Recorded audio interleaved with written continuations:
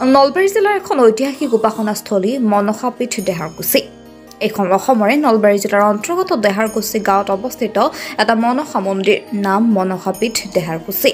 উক্ত থানখনত কেতিয়া কোন স্থাপন কৰিছিল তাক সঠিককৈ কোৱা টান যদিও গাঁওখনৰ একাংশ বয়োজ্যেষ্ঠ নাগৰিকৰ মতে যুগ যুগান্তৰৰ পৰা ঐতিহ্য বহন কৰি আছে উক্ত শক্তিৰ আৰাধনাস্থলীয়ে। বৰ্তমান পীঠখনৰ পৰিসৰ বৃদ্ধি হ'বলৈ ধৰিছে। নিত অজস্ৰ ভক্তৰ সমাগম হয় উক্ত পীঠখনত। জানিব পৰা মতে নিজৰ মনোকামনা সিদ্ধিৰ বাবে দূৰণিৰ পৰা ভক্তপ্ৰাণ ৰাইজে ভিৰ কৰেহি ইয়াত। ইয়াৰ উপৰি উক্ত পীঠৰ কাষতে আছে এজোপা হিদেলি গছ। জানিব পৰা মতে কেইবাশ বছৰৰ আগৰে পৰা অঞ্চলৰ সভ্যতা সংস্কৃতিৰ স্মৃতি বহন কৰি আছে উক্ত গছজোপাই। প্ৰতি বছৰে বসন্তৰ আগমন মুঠ সলাই পুৰণি পাতবোৰ বিদায় দি নতুন কুঁহিপাতেৰে আদৰি আছে সভ্যতা সংস্কৃতিৰ বাহক গছজোপাই। কালক্ৰমত উক্ত গছৰ গুৰিডালো উপাসনাৰ স্থলী হৈ পৰিছে। প্ৰবাদ অনুযায়ী গছজোপাৰো আছে সুকীয়া বৈশিষ্ট্য।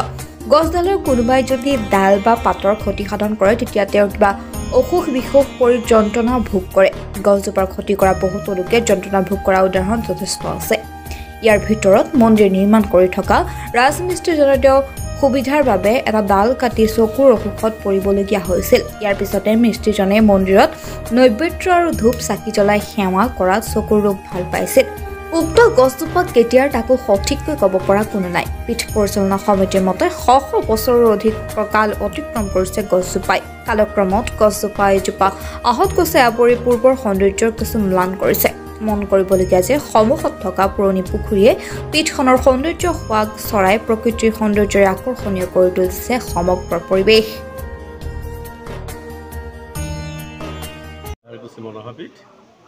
কেতিয়া স্থাপন হৈছে জানে নেকি? এই মন্দিৰটো কেতিয়া স্থাপন হৈছিল এইটো কোনেও ক'ব নোৱাৰে। সেইকাৰণে এইটো কি বুলিয়ে কয়, মন্দিৰ নহয় আচলতে। আজি আশা ককাৰ দিনৰ পৰা চলি আহিছে।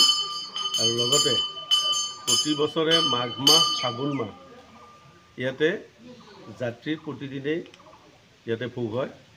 আহি তেওঁলোকৰ মনৰ অভিষ্ট সিদ্ধিৰ কাৰণে আহি মাৰ ওচৰত প্ৰাৰ্থনা জনায় আৰু ইয়াত ফলাফল লাভ কৰা বুলিও আমি গম পাওঁ। আৰু যাত্ৰীৰ মানে মনোভাৱ ইয়াত পূৰ্ণ হয় বুলি আপোনালোকৰ বিশ্বাস আছে? সকলোৰে বিশ্বাস আছে, 100% বিশ্বাস আছে। এইটো জাগ্ৰত, এইখন এখন জাগ্ৰত পীঠ। আৰু এই মানুহে মনৰ অভিষ্ট সিদ্ধিৰ কাৰণে ইয়াতে আহে। দূৰ দূৰণিৰ পৰা আহে, বহু দূৰ দূৰৰ পৰা। ইয়াতে অকল নলবাৰী ডিষ্ট্ৰিক্টৰে, নলবাৰী জিলাৰে নহয়, কামৰূপৰ বিভিন্ন ঠাইৰ পৰা, অসমৰ বিভিন্ন ঠাইৰ পৰা ইয়াতে যাত্ৰী আহে। আহি তেওঁলোকে ইয়াতে মাৰ ওচৰত নৈবেদ্য শৰাই দিয়া। কি দেৱীক উপাসনা কৰা হয় ইয়াত?